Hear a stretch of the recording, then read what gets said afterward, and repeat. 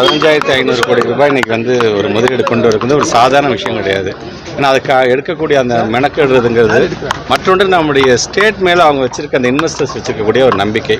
எல்லா விதத்திலும் இங்கே இருக்கக்கூடிய பொலிட்டிக்கல் சுச்சுவேஷன்லேருந்து கிளைமேட்டிக் சுச்சுவேஷன்லேருந்து நாம் அவங்களுக்கு ஏற்படுத்தி தருகின்ற அந்த வசதிகள் முதற்கொண்டு எல்லாமே பார்த்திங்கன்னா இதெல்லாம் சேர்ந்து அவங்கள வந்து கன்வின்ஸ் பண்ணால் மட்டும்தான் நம்ம ஊருக்கு வரோம். கிட்டத்தட்ட 15,500 கோடி ரூபாய் முதலீடு ஈர்க்கப்பட்டிருக்கின்றது.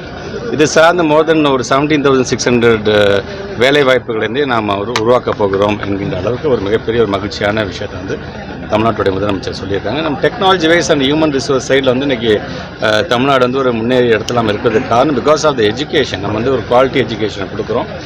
நல்ல ஸ்டஃப்பான டீச்சர்ஸ் வந்து நாம் வச்சுருக்கோம் அப்படிங்கிறது நமக்கான ஒரு மிகப்பெரிய ஒரு பெருமை. ஏன்னா நமக்கான அந்த human resource is one of the reason அவங்க வந்து நம்ம இங்கே வந்து முதலீடு செய்வதற்கான. ஸோ அந்த விதத்தில் இப்போ எங்கள் பிள்ளைங்க இப்போ யார் யாரெல்லாம் இப்போ 12th படிச்சுட்டு இருக்கிறார்களோ அவங்க நாளைக்கு காலேஜெலாம் முடிச்சுட்டு வரும்பொழுது ஒரு இடத்துக்கு அவங்க வேலைக்கு போகிறதுக்கான ஒரு தயார் நிலையை வந்து தமிழ்நாடு வைத்திருக்கணுங்கிற அளவுக்கு தான் இதை நாங்கள் பார்க்கணும். சரி, எடப்பாடி சொல்றாரு அனைத்து துறையுமே வந்து மோசமா போயிட்டு இருக்கு, சீரழிச்சு போயிட்டு இருக்கு அப்படின்னாரு. கல்வித்துறை எப்படி இருக்கு சார்?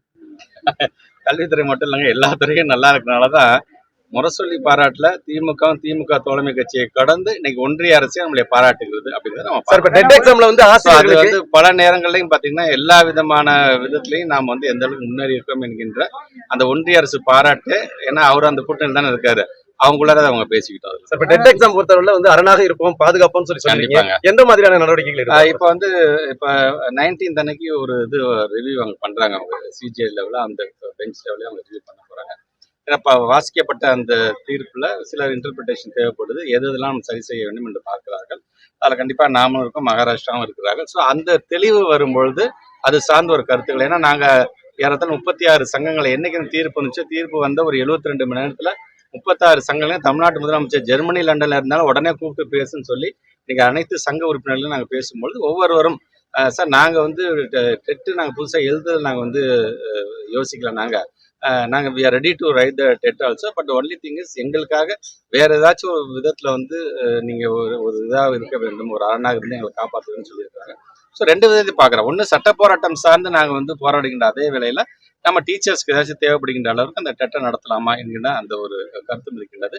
பட் எதுவாக இருந்தாலும் எங்களுடைய ஆசிரியர் சங்கம் எங்களுக்கு என்ன அறிவுரை வழங்குகிறார்களோ அதையும் நம்முடைய லா ஆஃபீஸர்ஸ் நம்முடைய சட்ட வல்லுநர்களிடம் கலந்து ஆலோசித்து அது சார்ந்து அவங்களை காப்பாற்றுறதுக்கு தான் சொல்றேன். என்னென்ன முயற்சிகளாம் சின்ன முயற்சியாக இருந்தாலும் சரி, பெரிய முயற்சியாக சரி, எந்த அளவுக்கும் இறங்கி அவங்களை காப்பாற்றுறது தான் எங்களுடைய முதல் கடமை. வெயிட்டேஜ் மார்க் கொடுக்கப்படும் அவர்களுக்கு, அதான் சொல்றேன். அன்னைக்கு அவங்க அதையும் அந்த பாயிண்ட்டையும் சொல்லியிருக்காங்க.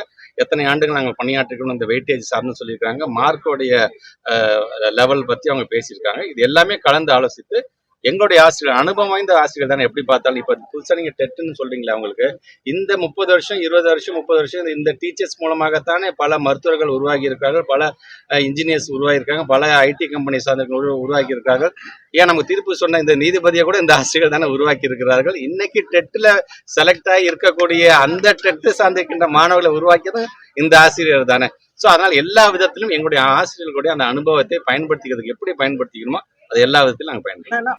செய்திகளை உடனுக்குடன் தெரிந்து கொள்ள கீழ்கண்ட கேபிள் மற்றும் டிடிஹெச் நெட்வொர்க்குகளில் எம்நாடு செய்தி தொலைக்காட்சியை காணுங்கள்.